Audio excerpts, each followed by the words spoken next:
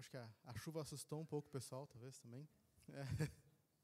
E acordar cedo, às vezes domingo, né? Sempre mais difícil. Então, bom dia. Bem-vindo ao nosso curso sobre Bíblia, que mudou de nome. Inicialmente era a Origem da Bíblia. Aí a gente achou que podia ser um nome melhor, o Sam sugeriu esse aqui.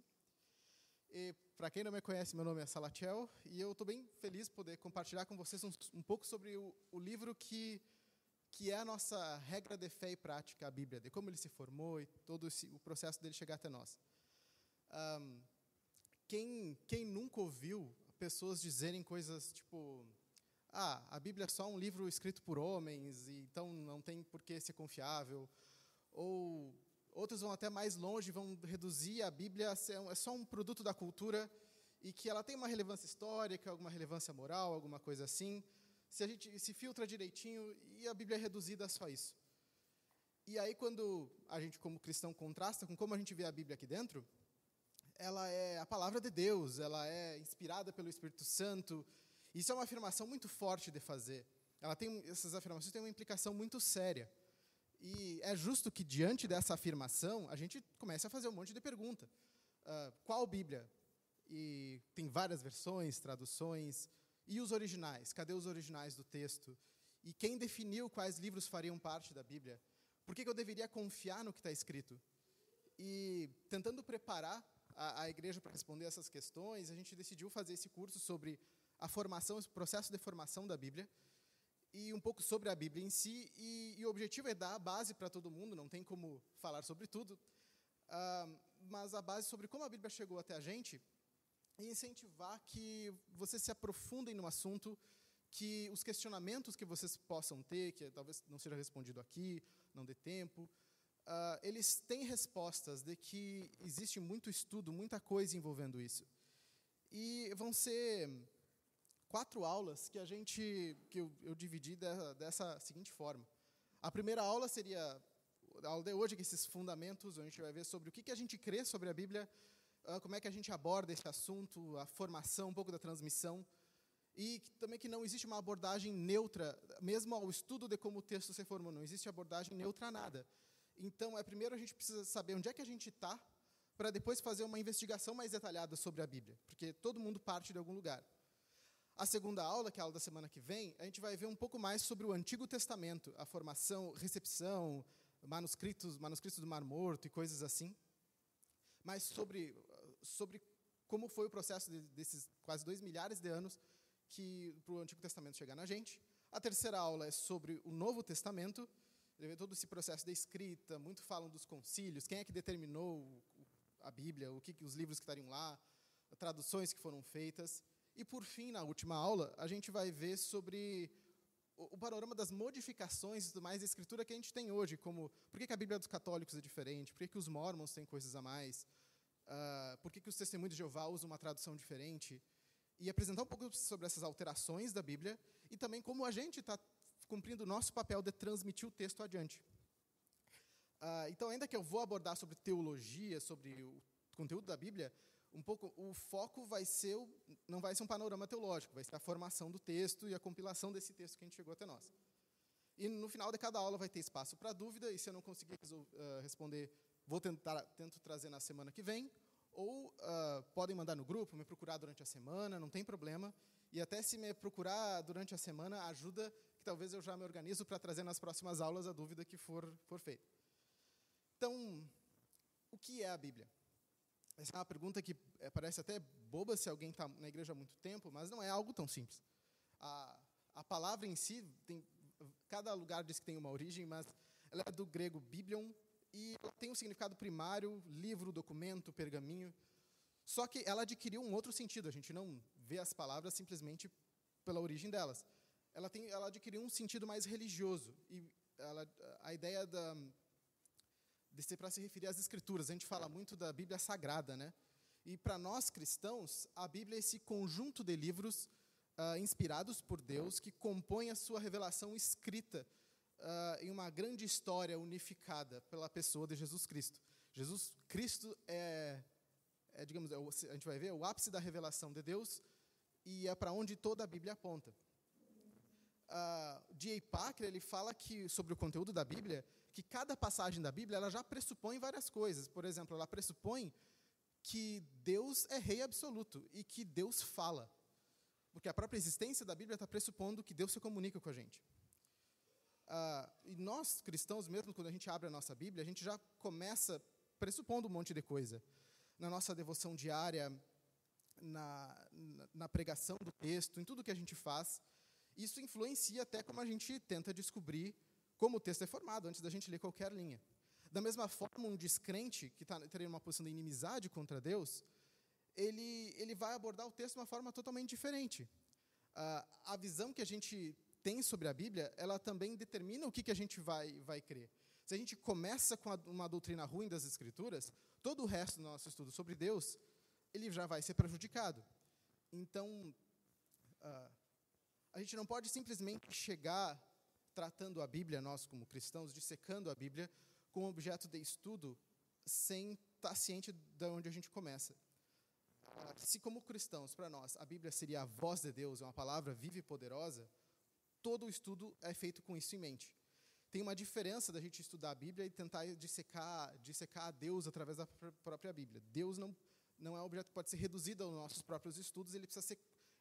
a própria Bíblia pressupõe Deus, e o próprio processo da Bíblia chegar até nós já pressupõe que a Bíblia, que Deus pode falar com a gente. E é claro que existe um monte de ferramentas que nos ajudam com o texto, mas tudo deve ser feito considerando isso. E por que eu falo isso? Porque, como eu disse antes, não tem uma abordagem neutra na Bíblia, e se ela é verdade, ela nos transforma. Então, nenhum argumento que eu vou dar aqui sobre manuscritos, sobre tudo, pode parecer, às vezes, a gente ouve e pensa, nossa, que legal, que coisa miraculosa, olha que texto confiável. Nenhum dessas coisas é suficiente para eu chegar num debate e convencer alguém de que a Bíblia está certa. Porque não quer dizer que os argumentos sejam inválidos, mas isso é uma disposição do coração das pessoas. Então, o objetivo da aula e da gente estudar a Bíblia não é sair discutindo e provando para todo mundo. Porque o Espírito que escreveu a Bíblia é o Espírito que convence os corações da Bíblia. Porque o problema das pessoas, o nosso problema, é muito mais do que simplesmente uma crença intelectual. E é por isso que eu trago essa primeira aula, que é o nosso ponto de partida. Onde é que a gente está quando a gente estuda a Bíblia? E Sproul, o teólogo Sproul, ele tem um livro chamado Somos Todos Teólogos. E o próprio nome é muito sugestivo. Tudo que a gente faz, pensa sobre Deus e tudo mais, no final das contas, a gente está fazendo teologia. E Deus nos deu um livro. Existe um grande esforço na história para que esse livro chegue até nós. Então, ele deve ser lido, examinado, meditado, e deve ser entendido todo o conteúdo dele. Então, para um cristão que vai tentar fazer uma teologia cristã, uma teologia que não parta da revelação, que não parta da Bíblia, que não parta de vários pressupostos, no final das contas, ela nem é uma teologia cristã. Então, existe um ponto de partida necessário quando a gente lida com a Bíblia. E uma primeira coisa que a gente vê sobre a Bíblia é que Deus é um Deus que fala. Deus é revelado nas Escrituras como o Deus verdadeiro por causa da capacidade comunicativa dele. Uma das primeiras coisas que a gente vai percebendo ao ler a Bíblia é que ela, como eu disse, ela assume que um Deus que já está se comunicando. Em Gênesis, Deus já está se comunicando com Adão e Eva. Isso já é pressuposto. E a gente tem salmos e profecias e coisas que acusam os falsos deuses de que ouvidos e não ouvem, boca e não falam. Ou seja, a comunicação era parte da identificação do Deus verdadeiro, a capacidade de se comunicar com os homens. Então a gente tem um Deus que escolheu se revelar para nós numa linguagem humana. Então, ele, com a graça dele, ele decide e se dispõe a se comunicar conosco usando essa linguagem acessível. E só isso sozinho diz um monte sobre quem é o Deus que a gente fala da Bíblia. Um Deus que é pessoal e escolhe se comunicar. Então, na própria existência da Bíblia, já existem coisas que a própria Bíblia assume sobre Deus antes da gente ler linhas. E essa comunicação, ela tem um objetivo. Esse objetivo da revelação é mostrar aos homens quem Deus é, a natureza, o caráter, sua vontade, sua criação e, por fim, a redenção de caídos, que ele se dispõe a redimir e a restauração de todas as coisas que foram amaldiçoadas. Em resumo, o objetivo da revelação é conduzi-los para Deus, a fim de que tenham comunhão com Deus. A comunicação, então, entre as pessoas, entre Deus e a imagem e semelhança dele, né? Somos criados à imagem e semelhança de Deus, como está em Gênesis, mostra que a nossa própria estrutura racional, emocional, a nossa própria linguagem, a nossa própria capacidade de tentar investigar sobre a Bíblia, ela tem a origem em Deus e uma correspondência em Deus, porque é assumido que eu consigo me comunicar com Deus e Ele comigo. Então, a gente tem essa correspondência, nossas próprias capacidades de fazer isso já estão em Deus. Se a gente começa o nosso estudo, então, assumindo a impossibilidade de Deus se comunicar com a gente, é impossível entender o próprio conteúdo e o próprio processo da Bíblia chegar até aqui. Eu não sei quem está familiarizado com a história lá em Atos, mas tem um momento que Paulo chega em Atenas e o pessoal fica curioso sobre o que ele está falando e colocam ele para falar no Areópago. E quando ele começa a falar, ele falava de uma ressurreição. E os gregos estavam achando que ele está falando de uma nova deusa, ressurreição. Quando ele explica uma ressurreição corpórea, para os gregos isso era totalmente sem sentido. E no momento que ele fala uma coisa que para os gregos não tinha nenhum sentido, começam a rir dele e expulsam ele dali. Então, é uma questão não sobre a veracidade do que Paulo estava fazendo, mas a disposição que eles já tinham antes sobre aquilo. E, então, quais são essas... Deus nos deu essa revelação, a gente tem uma posição diante dela, e quais são as características dessa revelação, então? Se a gente crê que a Bíblia é a comunicação do próprio Deus, então, como a gente viu, já tem coisas que a gente assume sobre ela antes que precisam ser levadas em consideração. A Bíblia é um livro composto por muitos livros, são 66 na Bíblia protestante, 39 no Antigo Testamento, 27 no Novo, mais de 40 autores, muitos autores anônimos, ela foi escrita ao todo num período de mais de 2 milênios, 13 idiomas, é muita coisa, já foi traduzida em muitas línguas. Muitos diversos estilos literários diferentes, e aí às vezes a gente vai ter contato com a Bíblia e tentar saber se um salmo é desse jeito, foi do autor tal, da época tal, mas a gente não consegue nem ler poemas na língua portuguesa, e sabe, a Bíblia é um livro muito rico, que exige um pouco da gente. Só que mesmo assim, com toda essa diversidade, ela é uma história, ela fala de uma história única, ela tem um fio da meada que, a despeito de toda a diversidade que ela tem, quanto a forma, idiomas e tudo mais, ela tem uma coesão interna quanto à mensagem que ela quer trazer da salvação para nós e de Deus se revelando para o ser humano. Então, algumas características da Bíblia. A primeira, mais clara, é que ela é contada em 2 grandes blocos, o Antigo e o Novo Testamento.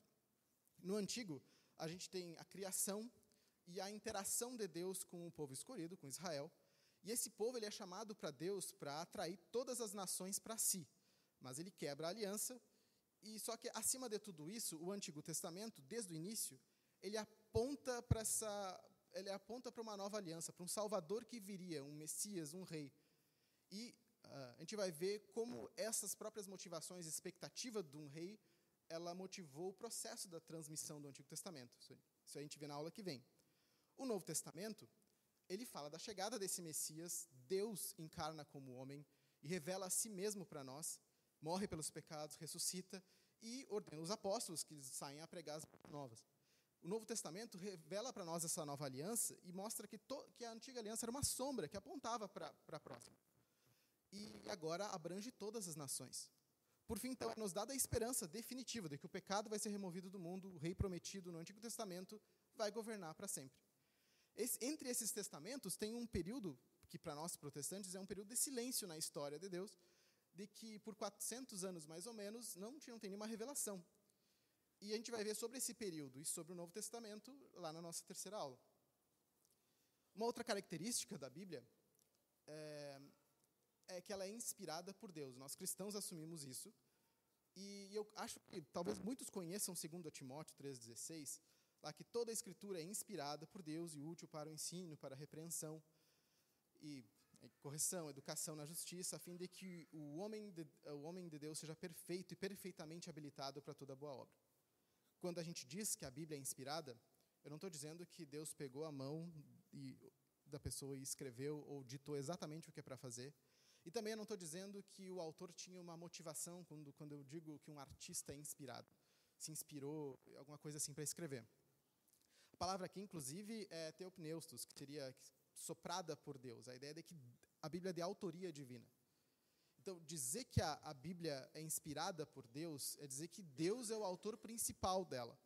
Que os autores humanos são instrumentos que Deus usou no processo de trazer a revelação dele para nós, mas que o fato da autoria principal ser divina, a gente começa a assumir outras características sobre ela. E, nesse sentido, a própria palavra de Deus ela passa a ter uma autoridade absoluta e autoverificável. Isso é uma coisa importante para os nossos estudos aqui. É que, assim, a gente, por exemplo, vamos falar do Novo Testamento. Aí tem os manuscritos, as cópias, a confiabilidade. E a gente quer definir, às vezes traz um monte de critérios do que pertence ou não ao Novo Testamento ou ao Antigo Testamento. Mas sempre tem que ter um cuidado para não definir uma autoridade acima da Bíblia. Por exemplo, quem definiu quais são os critérios, sabe? Eu não posso definir uma autoridade acima da Bíblia sobre ela mesma. Essas coisas são evidências, mas a Bíblia ela tem um aspecto de autoridade em si mesma, por ser a própria palavra de Deus. E há uma necessidade da investigação dentro da própria Bíblia sobre a autoridade que ela tem. Lembrem lá em Gênesis, quando Deus vai fazer a sua aliança com Abraão, e ele diz que não tem nenhum nome, nada que ele possa jurar acima de si mesmo. Não tem ninguém acima de Deus que Deus possa jurar por. Ele tem que jurar sempre por si mesmo. Ele é o máximo de autoridade que tem. Uma outra coisa que envolve essa autoria divina é que a autoridade não está na pessoa que escreveu. Então, por exemplo, vamos supor que um apóstolo estivesse vivo até hoje. A autoridade de tudo que ele falar é equivalente à autoridade da Escritura? Não é. A gente tem o exemplo, por exemplo, de Paulo, que é repreendido por Pedro. Isso mostra que até a autoridade de Pedro como apóstolo era relativa no sentido sobre a igreja. O que é inspirado é o que ele escreveu, que Deus inspirou ele, e o que ele escreveu. Não é a pessoa em si que tem uma autoridade absoluta que passa para frente, mas o texto.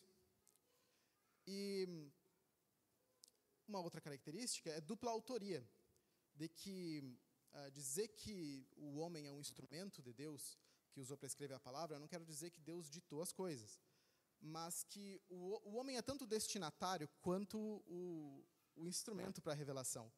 E isso leva muita gente a questionar, tá, mas a Bíblia é escrita por homens, e por quê? Isso não tem as limitações todas das pessoas. E uma ilustração interessante é que, imagina, tem um vitral, e esse vitral tem várias cores e tudo mais, numa igreja tem um desenho, e ele é todo pensado para que uma luz bata no vitral e mostre aquele desenho do vitral de um jeito específico. A questão, no caso de Deus, se for pensar, é que Deus é tanto a luz, que seria a mensagem, quanto o criador do próprio vitral.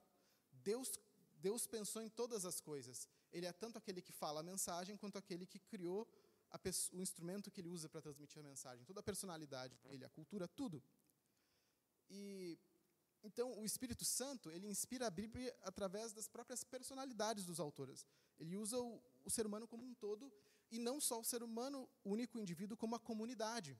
A gente vai ver no Antigo Testamento que há um processo comunitário de transmissão e de própria seleção do texto ali. Os Salmos, por exemplo, eles agrupam textos antigos e textos depois do exílio. Há uma coleção ali. Pensa no exemplo de Jeremias, que é apelidado do profeta chorão, e ele tinha as profecias, as lamentações. Deus fez Jeremias daquele jeito. A personalidade de Jeremias, o amor dele pelo povo, está tudo ali. A humanidade dele, na verdade, é instrumento para transmitir a mensagem de Deus.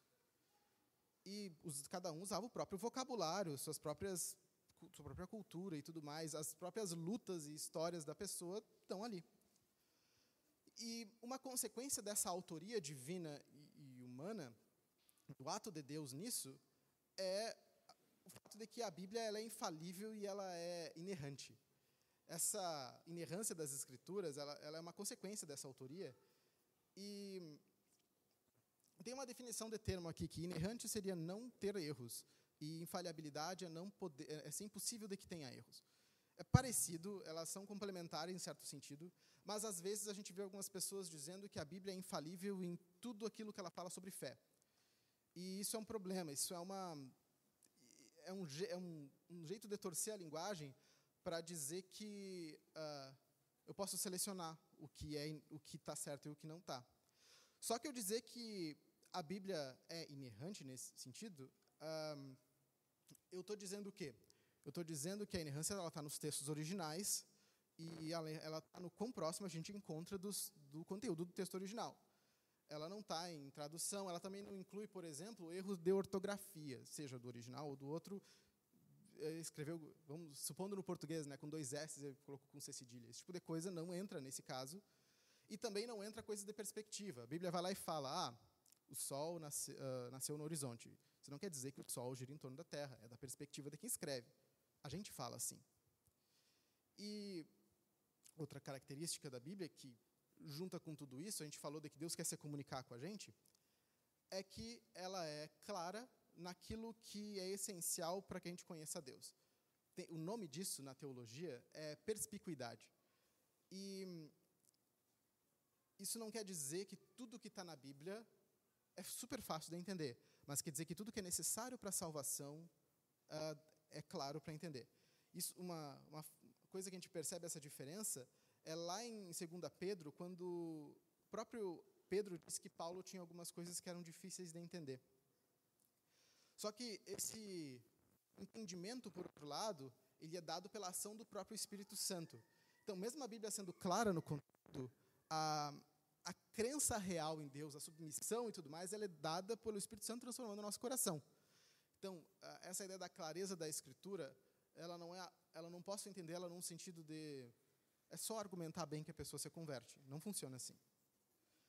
Então, aqui a gente começa a entrar no processo mais de formação da Bíblia, com todos esses pressupostos em mente, e a gente entra nos modos de revelação, os modos que Deus se apresentou para a gente. Esse conteúdo que a gente considera inspirado, por tanto tempo que foi escrito, tantos autores, Deus foi muito criativo do jeito que Ele se mostrou para nós. A gente separou 4 modos principais formas principais de que Deus se revelou para nós ao longo da história.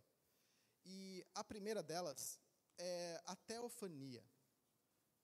É um nome. A teologia é essa que tem um monte de nome, às vezes um pouco mais complicado. Mas a teofania o que é? É quando Deus aparece de forma imediata e física. Ele assume uma forma física, como a sarça ardente ou algo assim. Ele se revela, ou audivelmente, como Deus falando com Abraão, se revela de forma física para alguém. E, às vezes, a revelação pode ser tanto em juízo, quanto para alguma aliança ou coisa assim. A gente tem isso no início, o próprio Adão. Deus se revela de forma presencial, digamos assim, com Adão, com os patriarcas, com Moisés. E a gente não pode dizer, por exemplo, nessa forma de revelação, que ela é subjetiva, que ela é baseada no que o autor sentiu. Não, Deus aparece para o autor, ela é uma revelação subjetiva. Só que a gente tem que cuidar, por exemplo, que o que a gente tem é o registro dessa revelação que aconteceu. E esse registro, ele em si mesmo é inspirado. O próprio Deus inspirou o autor a escrever o registro, mesmo quando o autor não foi quem vivenciou. Por exemplo, Moisés fala de Adão, fala de Abraão. Não foi ele que viu e vivenciou aquilo ali. Mas a gente considera como inspirado por Deus o próprio registro do que aconteceu. Então, tem a diferença entre o modo que Deus falou e como essa revelação chega até nós.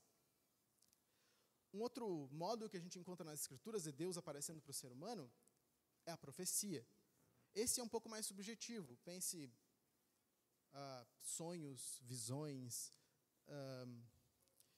e ele envolve, no relato disso, envolve não só o que o profeta viu ou sonhou, mas envolve, às vezes, o processo, a escolha do profeta, como é que o profeta transmitiu a mensagem, essa mensagem, como é que ela chegou, o povo reconheceu, toda essa parte, ela gira em torno desse momento que Deus se revela ao profeta, que seria, por essa forma mais subjetiva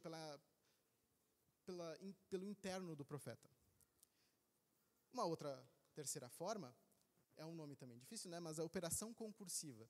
O que significa? É Deus colaborando com o ser humano nesse sentido.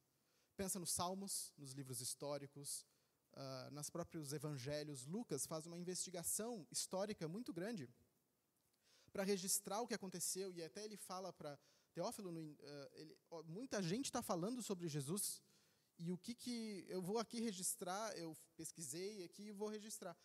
Então, essa não é um sonho que Lucas teve, Deus não apareceu para Lucas. Lucas faz uma investigação, mas o Espírito Santo usa Lucas como instrumento para a própria revelação. E, por fim, a gente tem a maior revelação de todas, que é Jesus. Em Hebreus, a gente lê que, havendo outrora falado muitas vezes e de muitas maneiras aos pais, pelos profetas, nesses últimos dias, Deus nos falou pelo Filho, a quem constituiu o herdeiro de todas as coisas, pelo qual também fez o universo. Jesus é o ápice da revelação de Deus. Ele é o Deus encarnado aqui. Ele expressou para nós a vontade do Pai e passou por todas as dores da vida aqui. Ele é a revelação superior a todas as outras. Só que a gente conhece Jesus, é o Jesus dos evangelhos e das epístolas, daquilo que o próprio Espírito Santo escolheu deixar registrado. Então, quando a gente fala de que Jesus é o ápice da revelação, eu ainda volto para a Bíblia, volto para o cânon e preciso olhar o que foi registrado sobre Jesus. Não é o Jesus da minha imaginação, não é o Jesus que eu acho que é bonzinho, que não é. É o Jesus que foi revelado para nós pelo Espírito Santo através de todos os relatos que a gente tem no Novo Testamento. E por isso que eu não tenho como crer em Jesus se eu estou afastado das Escrituras. A gente tem muito disso num cristianismo, um tipo de cristianismo cultural, que é onde a pessoa é cristã por determinadas práticas ou determinada moralidade cristã, mas, na verdade, ela não chega em Jesus de fato. E isso, para isso, tem que ser por meio da Escritura que chegou até a gente. E essa Escritura, a gente se refere muito a ela como o cânon. Eu não sei quantos já ouviram falar a palavra cânon, mas para quem gosta de quadrinhos, por exemplo, ou séries, é comum a gente dizer uma coisa que é canônica. Esse evento é canônico. O que é um evento canônico? Ele é escrito pelo autor ou pela empresa. Foi, sei lá, no quadrinho da Marvel, foi a própria Marvel que fez um quadrinho dizendo isso no universo oficial. É canônico. Ele é, digamos assim, ele é autorizado, ele é oficial. A palavra cânon, ela é régua ou vara de medir, é o que a etimologia dela significa. E na teologia, ela significa para nós a coleção dos livros do Antigo e do Novo Testamento, que a igreja reconhece como inspirada por Deus e que possui autoridade, primeiro em si mesmo, primeiro no próprio livro. E aí vem a pergunta, né? Como é que a gente sabe quais livros pertencem ou não? Muita gente acredita que a Bíblia ela foi definida num momento específico da história. Que alguém chegou lá num concílio e disse, são esses livros, é assim que tem que fazer, uma decisão monocrática. A gente ouve muito, revistas super interessantes ou coisas assim, né? Tu vai ver, porque o concílio de Nicéia isso, o concílio aquilo, que disse tal coisa. E isso não é verdade. Não houve esse tipo de simplesmente uma decisão monocrática que todo mundo passou a seguir na igreja. Houve um processo de reconhecimento da igreja dos livros que eram canônicos, os livros que pertenciam ou não, tanto ao Novo Testamento, quanto o Antigo para a igreja. A disputa é menor, a disputa é maior, por exemplo, com os livros que a Igreja Católica adiciona, mas dos que já estavam lá, a gente recebe o cânon judaico, mas durante esse processo do Novo Testamento existiram diversas listas de várias pessoas reconhecendo livros. Algumas não tinham chegado o livro do Novo Testamento, alguns não tinham chegado até elas ainda, e disputa se esse livro, será que ele é, será que ele não é, e de forma independente em vários locais. Então, eu não posso chegar e dizer que houve uma decisão monocrática, isso não é verdade. E a gente tem milhares de manuscritos, de citações, de traduções da Bíblia, e elas nos ajudam a ter certeza do conteúdo original. A gente vai ver isso mais nas próximas aulas. E no Antigo Testamento, inclusive, a gente tem até evidências arqueológicas que apontam para coisas que até então a gente só sabia porque o Antigo Testamento dizia. E aí, depois de muito tempo, a gente encontra alguma evidência arqueológica de que tal coisa aconteceu. Então, existe muita evidência histórica e tudo mais envolvendo essa construção do Antigo Testamento. Tem que ter um cuidado antes da própria metodologia que a gente vai usar para abordar isso. Como é que eu vou abordar essa formação do cânon? Como é que eu olho para a Bíblia? Eu não sei quem aos poucos vai se acostumando em aulas, às vezes que eu vou montando, eu acabo sempre voltando muito nisso. Primeiro, qual é a nossa abordagem ao que a gente está fazendo? Porque é muito importante a gente refletir o que está na nossa cabeça por trás quando a gente olha para as coisas. E existe alguns que a gente chama de modelos de canonicidade. A gente sabe que a Bíblia tem aspectos históricos, comunitários, todo um processo para chegar até a gente. Mas existem 3 grupos principais de modelos que são usados para abordar essa formação da Bíblia. E esses modelos influenciam depois como a gente até lê o texto. O primeiro modelo é o cânon como determinado pela comunidade. Nesse modelo, o cânon em si, a Bíblia, ela não existe até que a comunidade decida ou dê para nós de alguma forma. Tanto que, por exemplo, a Igreja Católica, ela vai dizer que a Bíblia é que deu o cânon, a Igreja é que deu o cânon para o povo, e que a Igreja foi quem decidiu o cânon. Do outro lado, alguns estudiosos mais liberais na teologia, eles vão dizer que a Bíblia é um produto dessa atividade comunitária humana. Eles vão enfatizar extremamente o aspecto humano e muitas vezes eles não vão pressupor que Deus poderia se comunicar. Então, ela é só um produto daquela comunidade. Em outras visões, onde a Igreja determina o cânon, além dos católicos, seitas e tudo mais que definem conteúdos e revelação de Deus, no final das contas, a revelação de Deus estaria sujeita à determinação, por exemplo, do magistério da Igreja ou de qualquer coisa do tipo. Outra forma também que a Bíblia pode ser abordada como montada pela comunidade é quando muitas pessoas afirmam, por exemplo, que a Bíblia é o registro da experiência dos autores com Deus. Então, por exemplo, há uma experiência do autor da Bíblia com Deus, ele registra a experiência, e Deus escolhe falar com o seu povo através daquele texto. Mas não quer dizer que o texto em si tem alguma coisa que seja uma característica de inerrante ou coisa assim. Mas seria, por exemplo, para essas pessoas que defendem isso, que a nossa relação com o texto e com Deus é experiencial. Aqueles são textos onde Deus escolheu ter a experiência, ter o contato divino humano, mas que o texto em si até pode ter erro e coisas assim. Então, para essas pessoas, eles vão ver que são os textos que a comunidade teve experiência com Deus. Isso soa meio filosófico, mas essa abordagem experiencial, assim, ela está muito sutil na nossa volta. Pensa quantas vezes a gente não faz, por exemplo, uma abordagem apressada da Bíblia, sei lá, qual é o mar vermelho que Deus vai abrir para mim, ou coisas do tipo, e quando a gente olha para o texto, então a gente está vendo um espelho, ou seja, como indivíduo, às vezes como comunidade também, eu acho um espelho daquilo que eu quero ler, eu quero que o texto fale rápido comigo, então eu estou muito preocupado com a experiência que eu tenho com o texto, ao invés de realmente o que o texto diz, como é que ele chegou até mim, o contexto. Eu estou desrespeitando todo o autor e o processo da Bíblia chegar para mim, quando eu vou muito rápido para saber o que o texto fala para mim. Isso gera vários problemas de autoridade, porque no final, quem é a autoridade máxima sobre o texto? É a minha experiência ou é o texto em si? Ou é Deus? Isso contradiz, por exemplo, o próprio testemunho do texto bíblico que fala lá em Efésios que a igreja é fundamentada na doutrina dos apóstolos e dos profetas. É a revelação que fundamenta a igreja, não o contrário, não a experiência, o contato da igreja com a revelação. É o cânon determinado pela história. Esse modelo, ele também é usado por diferentes grupos de pessoas.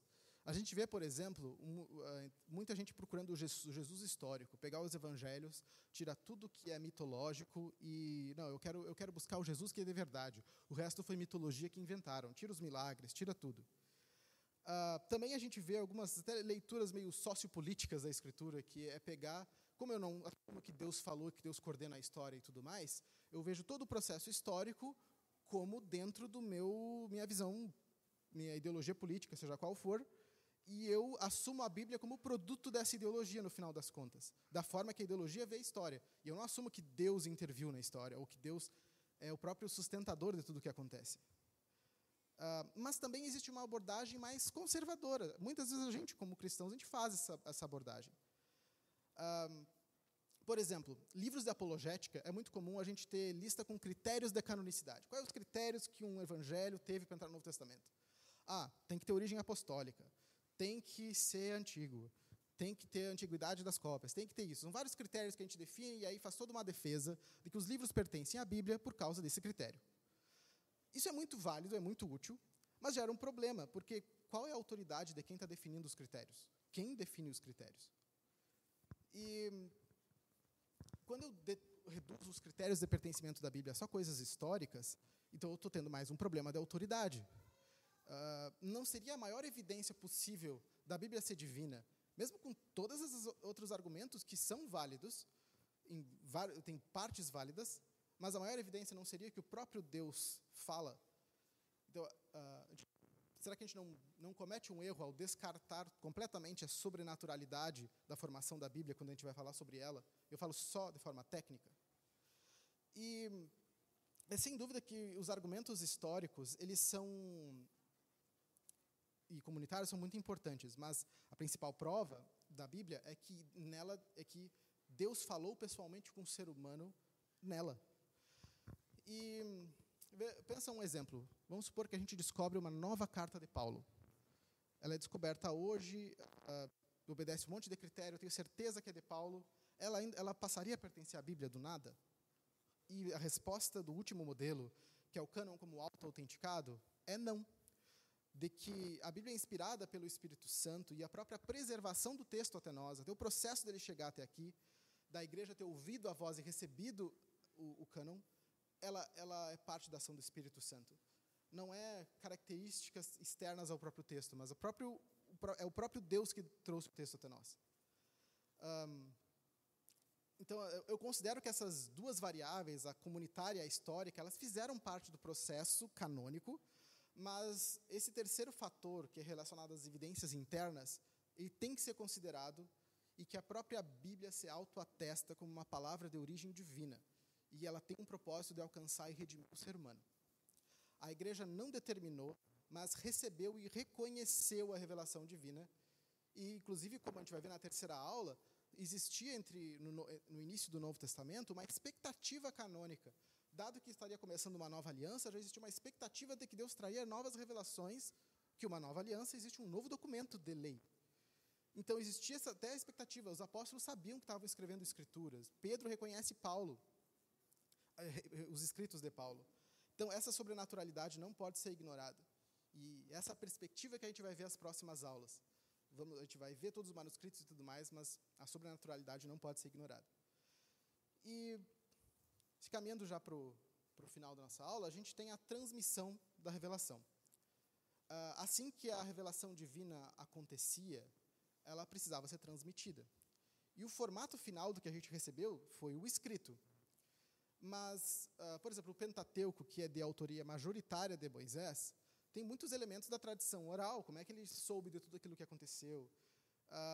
Tem o próprio Deus falando com ele, tem incentivos de que a Bíblia, de que o texto fosse passado adiante, de forma tanto escrita quanto oral, dos pai para filho e tudo mais, essa transmissão do texto. Quando a gente fala, por exemplo, na tradição oral, a gente não pode falar que achar que é um grande telefone sem fio, porque a própria comunidade em si, ela validava que as histórias estavam sendo passadas verdadeiras, porque era um grupo inteiro passando o que estava acontecendo. O próprio idioma hebraico, a pronúncia das vogais era transmitida de pai para filho, era transmitida na comunidade. O que era escrito era só a consoante. Então, só que a transmissão escrita, por sua vez, ela tem esse esforço para aumentar o alcance da mensagem e para aumentar a durabilidade do que está sendo falado também.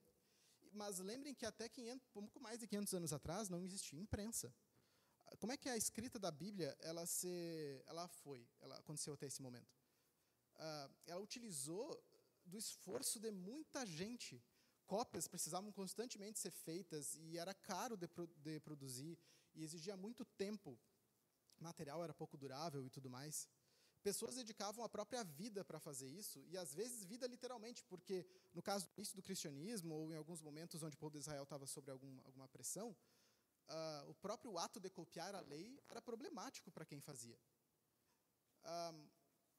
Um aspecto interessante da revelação escrita é que a própria Bíblia ela pressupõe que seria preservada.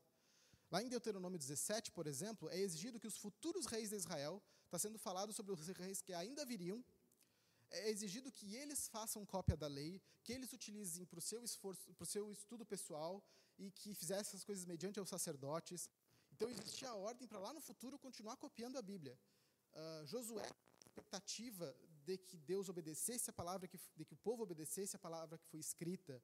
A gente tem em Isaías a ideia de comparar os outros profetas que estivessem surgindo, para saber se eles eram verdadeiros ou falsos, comparar com o que estava escrito já.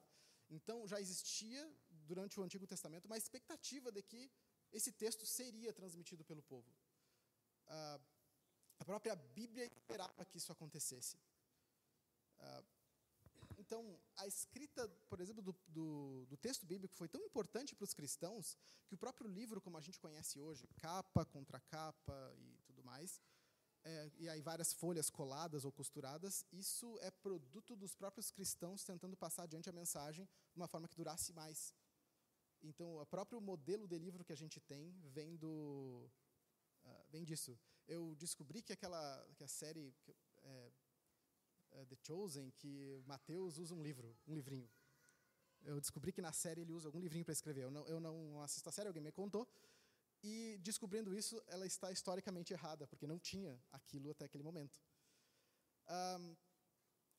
Além disso, a gente tem hoje um esforço enorme de traduzir a Bíblia para tudo que é idioma possível.